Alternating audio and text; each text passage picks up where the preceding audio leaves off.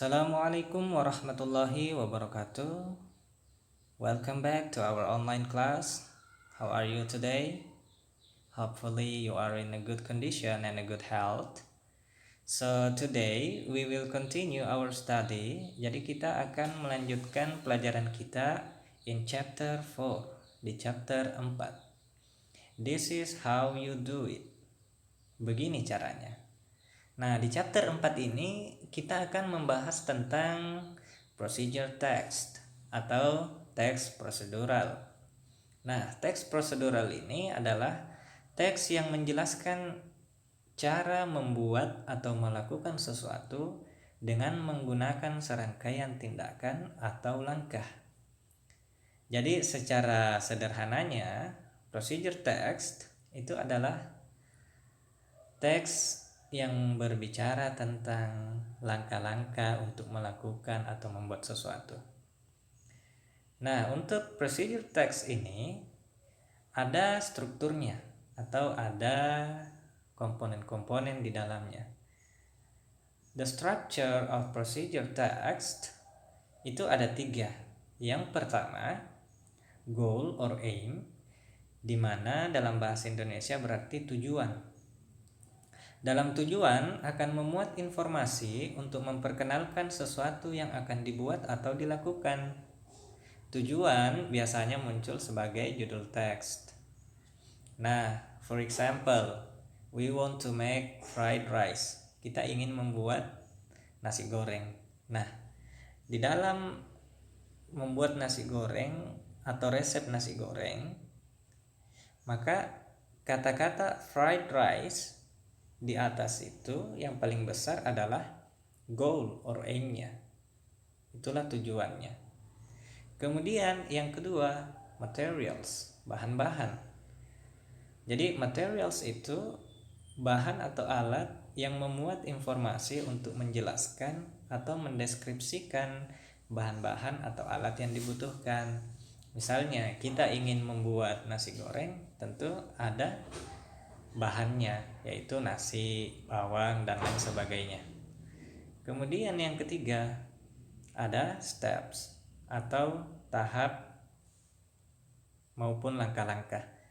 Nah, di dalamnya memuat informasi untuk menjelaskan langkah-langkah dalam membuat atau melakukan sesuatu. Jadi ketiganya ini adalah structure of procedure text. Nah, adapun untuk ciri-ciri kebahasaan dalam procedure text, yang pertama yaitu menggunakan tenses simple present tense atau menggunakan kata kerja pertama. Nah, kata kerja pertama ini berbentuk kalimat perintah atau imperatif. Nanti kita akan lihat contohnya. Kemudian yang kedua menggunakan penomoran atau kata hubung temporal. For example, contohnya first, second, pertama-tama, kedua, dan seterusnya. Then, kemudian, next, selanjutnya, finally, akhirnya, atau yang terakhir. Kemudian yang ketiga, menggunakan material process atau terdapat proses material di dalam text procedure ini. Nah, untuk contoh procedure text itu adalah seperti ini. Novel apple pudding atau pudding apple novel. Jadi ini nama resepnya ya. Berarti untuk goal or aim-nya, ketika kita analisis strukturnya, maka yang menjadi tujuan di sini adalah judulnya ini, novel apple pudding. Kemudian yang kedua adalah materials atau bahan-bahannya. Nah, materials di sini adalah ingredients atau bahan-bahan.